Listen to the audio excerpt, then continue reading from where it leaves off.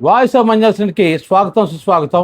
మొన్న జూన్ 2వ తేదీన పవన్ కళ్యాణ్ తెలంగాణ వెళ్ళిన తర్వాత ఆయనకి ఎందుకో ప్రతిదీ బూమరాంగ్ లాగా వచ్చి తగులుతుంది.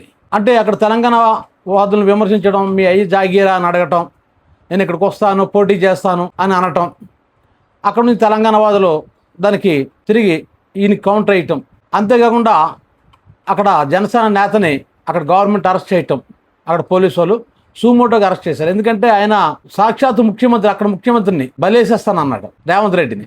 దాంతో పోలీసులు సూమోటోగా ఆయన అరెస్ట్ చేయడం జరిగింది. అంతేకాకుండా అక్కడ నుంచి ఆస్మా, ఆ అమ్మాయి పేరు ఆస్మా అనుకుంటాను, ఆ అమ్మాయి ఆస్మా అనే అమ్మాయి ఈరోజు గుంటూరు గట్ట వచ్చి ఇక్కడ పవన్ కళ్యాణ్ తరగ పరిపాలన ఎలాగ ఉంది, ఆయన గెలుస్తాడా లేదా అని ఇక్కడ ఆంధ్ర వాళ్ళని ప్రశ్నించడం, అది వీడియో చేయటం కూడా జరిగింది. ఇదంతా ఎందుకు వచ్చిందంటే ఆయన తెలంగాణ వెళ్ళి అక్కడ మాట్లాడే విధానం చిత్రం ఏంటి, అక్కడ మాట్లాడే కానీ మళ్ళీ ఇక్కడికి వచ్చేసిన తర్వాత నాకు రేవంత్ రెడ్డి మంచి మిత్రుడు, కేటీఆర్ మంచి మిత్రుడు అని అనటం, మరి గద్దర్ కూతురు ఈయనకి వ్యతిరేకంగా కౌంటర్ ఇవ్వటం, దాని మీద జనసేన నేతలు గద్దర్ కూతురు DNA టెస్ట్ చేయాలని అత్యంత దారుణమైన మాట్లాడటం, అలాగా అక్కడ ఒక అమ్మాయిని, ఈ ఆస్మాన్ అమ్మాయి మీద దాడి చేస్తాను చంపేస్తానని కూడా వాళ్ళు అనటం, ఎంత చంపుతారో చూస్తాను అనుకుని డైరెక్ట్గా ఆంధ్రప్రదేశ్ వచ్చేసింది. అంతేకాకుండా ఇక్కడ బోలిశెట్టి సత్యనారాయణ ఎవరైతే ఒకప్పుడు జనసేనకి బాగా సపోర్ట్గా ఉండేవాడో, జనసేన అభివృద్ధిలో ఒక ప్రముఖ పాత్ర వహించాడు, ఆయన పార్టీ నుంచి బయటకు వచ్చి నిన్నో స్టేట్మెంట్ ఇచ్చాడు. ఆయన మన వైజాగ్లో పడుతున్నటువంటి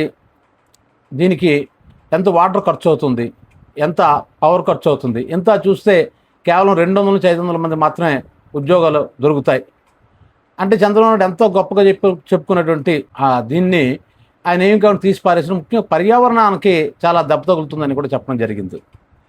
అయితే ప్రకాష్ రాజు ఒక ట్వీట్ చేశాడు. దేనికి ట్వీట్ చేశాడంటే, నాగబాబు ఏమన్నాడంటే, మీరు మీ నాలుగును సైలెన్స్గా ఉంచుకోవాలంటే మాటలు ఆడకండి, నాయకుడు ఏం చెప్తే వినండి, ప్రశ్నించకండి అని అన్నాడు. దాంతో ప్రకాష్ రాజు ఏం చేశాడంటే, ప్రశ్నించడం మా హక్కు, నాయకుడిని ఎవరైతే అంటారో వాళ్ళని మేము ప్రశ్నిస్తామని అన్నాడు. దాని మీద ఈరోజు రామ్ గోపాల్ వర్మ, ప్రజలు నీకు బాధ్యత అప్పచెప్తారు, అంతేగాని నీకు నెత్తిమ కిరీటం పెట్టడం, నువ్వే రాజువి కాదు అని ఆయన ఆ ప్రకాష్ రాజు చేసిన ట్వీట్కి రీట్వీట్ చేయటం, దాని మీద రాహుల్ రామకృష్ణ మరింత లోతుగా వెళ్ళి ఏకంగా ఆయన శాఖ కరెక్ట్గా నడుస్తుందా లేదా అన్న విషయం కూడా ప్రశ్నించాడు. మీ శాఖలు అంటే ఈయన అటవీ శాఖ మంత్రి కూడా కదా, పెసా యాక్ట్ కరెక్ట్గా నడుస్తుందా లేదా, రైట్ టు ఇన్ఫర్మేషన్ ప్రకారం మీరు సమాచారం ఇస్తున్నారా లేదా అని చెప్పేసి డైరెక్ట్గా అడగటమే కాకుండా నేను మీ అభిమానికి అడుగుతున్నాను, ఇలా నాయకులను ప్రశ్నించే మాత్రం యాంటీ నేషన్ ముద్ర నా మీద వేయకండి అని అన్నాడు. ఎందుకంటే ఈ మధ్యకాలంలో ఏం జరిగిందంటే, మోడీని కానీ ఎవరైనా విమర్శిస్తే యాంటీ నేషనల్ కానీ లేదా అర్బన్ నక్సలైట్లని కానీ ఒక ముద్ర వేయటం కూడా చేస్తున్నారట. దానికి అందుకే ఆయన కౌంటర్ వేసాడు అనమాట. వేస్తూ లాస్ట్లో ఏమన్నాడు, జై తెలంగాణ అని అన్నాడు అతను. అంటే వీళ్ళ తాలూకు పర్యటన కావచ్చు, వీళ్ళ తాలూకు స్టేట్మెంట్ కావచ్చు, అక్కడ ఆడవాళ్ళని చాలా దారుణమైన మాటలతో పోస్టులు చేయటం కావచ్చు, ఇవన్నీ కూడా తెలంగాణ వాదులను కూడా అక్కడ రచ్చగొట్టబడ్డాయి. ఇక్కడ చూసుకున్నట్టు సొంత పార్టీలోనే ఈయనకి నెగిటివ్ వస్తుంది. అయితే దాన్ని ఏది ప్రశ్నించకూడదని నాగబాబు అంటాడు. ప్రశ్నించకపోవడం ఏంటి, ప్రశ్నించడం కోసమే నేను పార్టీ పెట్టానని పవన్ కళ్యాణ్ అనేటప్పుడు నాయకుని ప్రశ్నించకపోవడం ఏంటి, అసలు నాయకుడు అంటే ఏంటి అసలు, అంటే వీళ్ళ రాజకీయ నాయకులతో ఏమనుకున్నాను అంటే వాళ్ళొక మినిస్టర్ అనగానే అలాగే మహారాజులు. అందుకే క్లియర్ కట్గా రాఘగోపాల్ ఏమన్నాడంటే, మీకు బాధ్యతలు అప్పగించారు తప్ప కిరీటాలు పెట్టలేదు, మీరు రాజులు కాదు అని అన్నాడు. అది కరెక్ట్ పాయింట్, దాన్ని అందరూ సపోర్ట్ చేస్తుంటారు.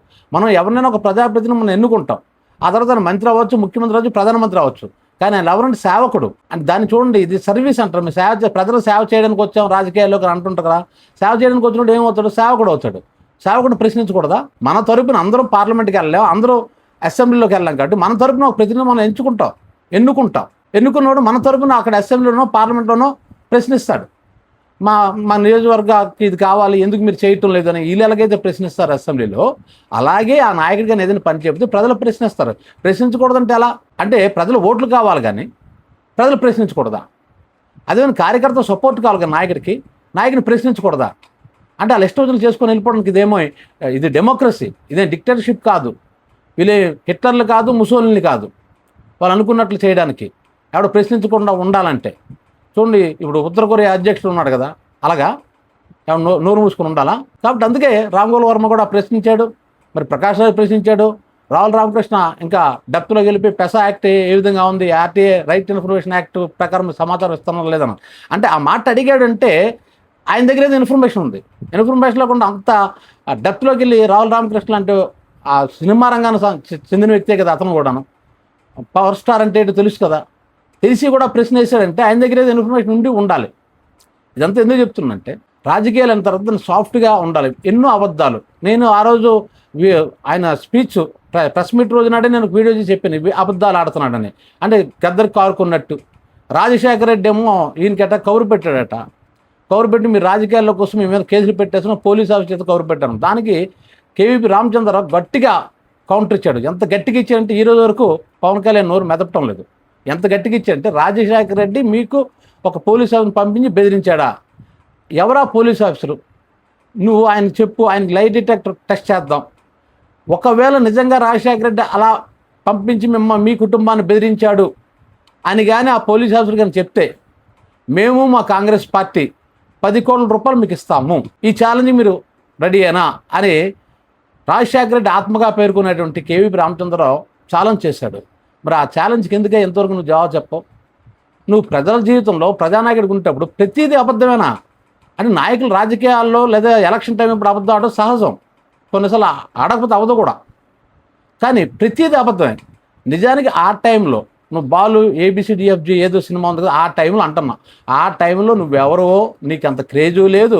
అప్పటికి మీ అన్నగారు పార్టీ పెడతారని అనుకుంటున్నారు తప్ప అప్పటికి కూడా చిరంజీవి కూడా డైరెక్ట్గా వచ్చిన రాజకీయ పార్టీ పెడతారని అనలేదు. అప్పుడు రాజశేఖర రెడ్డి మీ దగ్గరికి పంపించి బెదిరిస్తాడా? ఇంకొక విషయం ఏంటంటే నిజానికి ప్రజారాజ్యం పెట్టడం రాజశేఖర రెడ్డికే ప్లస్ అయిందని అందరూ అనుకుంటారు. ఎందుకంటే నెగిటివ్ ఓటు చీల్చేస్తాడు అనే ఉద్దేశం. ఆ విధంగా అది ప్లస్ అనే అనుకున్నారు తప్ప నిజం చెప్పాలి రాజశేఖర రెడ్డి చిరంజీవి చేత పార్టీ పెట్టించడని కూడా తెలుగుదేశం పార్టీ వాళ్ళు ఇప్పటికీ ఆరోపిస్తుంటారు. దట్టు అప్పటికి మీకు అంత సీన్ లేదు. ఆ మాటకు వస్తే ఇప్పటికీ సీన్ లేదు. ఎందుకు సీన్ లేదంటే క్లియర్ కట్గా చెప్పచ్చు. ఈరోజు లింగంనేనికి రాజ్యసభ సీట్ ఇచ్చారు. అది ఎవరి కోట మీద ఇచ్చారు? జనసేన కోట మీద. అసలు లింగంనేని అంటే ఎవరికి అతను సన్నిహితుడు? చంద్రబాబు నాయుడికి ఆ బిల్డింగ్ ఇచ్చిందే లింగంనేని ఇంట్లోనే చంద్రబాబు నాయుడు ఉంటున్నాడు. అంత క్లోజ్ వాళ్ళు. మరి తెలివిగా ఏం చేశారు? జనసేన పార్టీకి ఒక సీట్ ఇవ్వాలని చూపించాలి కాబట్టి లింగంనేని మీ పార్టీ తరపుని జనసేన పార్టీ తరపున రాజ్యసభ సీట్ ఇచ్చారు. నిజానికి ఏ రోజైనా సరే జనసేన పార్టీ వాళ్ళకి తెలియదా? ఏ రోజైనా లింగంనేని జనసేన జెండా పట్టుకున్నాడా? జనసేన ధర్నా కార్యక్రమంలో పాల్గొన్నాడా? ఎప్పుడైనా సరే లింగంనేనికి జనసేనకు సంబంధం ఉందా? అంటే రాత్రికి రాత్రి ఒక పార్టీ కండవ కప్పేసి వాళ్ళకి రాజ్యసభ సీట్ ఇచ్చేసి ఎలాగొప్పుకుంటాం? మీరు రాజకీయాల్లోకి వచ్చినప్పుడు ఏంటన్నారు? డబ్బులు లేని రాజకీయం అన్నారు. మీరు 0 బడ్జెట్ రాజకీయం చేస్తానన్నారు. కాళ్ళకి స్లిప్పర్స్ వేసుకున్న వాళ్ళకి సీట్లు ఇస్తా అన్నారు. లింగంనేని కాళ్ళకి స్లిప్పర్స్ వేసుకున్నాడా? అంటే మీకు పదవి, మీ అన్నికి పదవి, అదేవిధంగా మీకు కావాల్సిన వ్యక్తులకి పదవి. అందుకే నిజంగా మీ పార్టీలో కష్టపడిన వాళ్ళకి ఎవరికైనా పదవి ఇచ్చారా? ఇదంతా ఇప్పుడు జనసేనలో పార్టీలు మండుతుంది. ఇది నా మాటలు కాదు, జనసేన నుంచి కొంతమంది లీడర్సే మాట్లాడుతున్న మాటలు. ఇదంతా ఎందుకు చెప్తున్నంటే రాజకీయాలు ఉన్నప్పుడు మాట్లాడటం చాలా జాగ్రత్త మాట్లాడకపోతే ఇదిగో ఇలాంటి ట్వీట్లే వస్తాయి. ఈరోజు సినిమా పరిశ్రమ కూడా మీకు వ్యతిరేకంగా ఇలా ట్వీట్లు పెడుతుందంటే అర్థం చేసుకోండి. ఎందుకంటే మీ ముసుగు తొలగిపోతుంది. ముసుగు తొలగిపోయేటప్పుడు ఆటోమేటిక్గా నిజ స్వరూపం బయటపడినప్పుడు ఆటోమేటిక్ విమర్శలు వస్తాయి. ఇక్కడి నుంచి జాగ్రత్తగా ఉండండి. ఈ వీడియో మీకు నచ్చినట్లయితే వాయిస్ ఆఫ్ మంజాల్సన్కి లైక్ చేయండి, షేర్ చేయండి, సబ్స్క్రైబ్ చేయండి.